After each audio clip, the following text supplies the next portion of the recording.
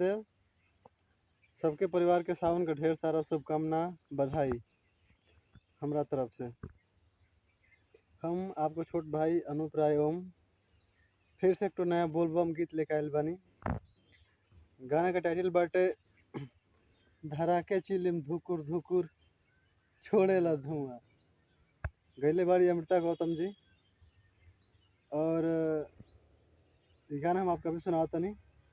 अच्छा लगे तो गाना के सर्च करीजिए टीपी म्यूजिक वर्ल्ड पर और पूरा सुनी जाए, फिर लाइक कमेंट शेयर कर दीजिए जैसा लगे वैसन। उसके बाद तो लगातार लगल रही। कॉमेडी गीत बा एकदम, सच में मजा आ जाए आप लोग के। सुनी जाए एक बार कि धराके चिलम धुकुर धुकुर छोड़े ल धुआं। बम भोले, जय हो।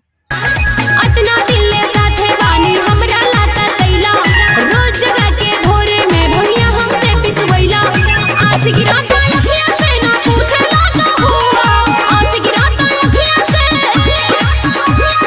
आस गिराता अखियां से ना पूछला का हुआ। धरा के चिलम धुकुर धुकुर छोड़ेला धुआं, धरा के चिलम धुकुर धुकुर छोड़ेला धुआं, धरा के चिलम धुकुर धुकुर। तो अच्छा लगल ओके तो लाइक जरूर करब जा, कमेंट भी डाल दे जा कि का कमी बाटे, ओके हम सुधारे का प्रयास करब।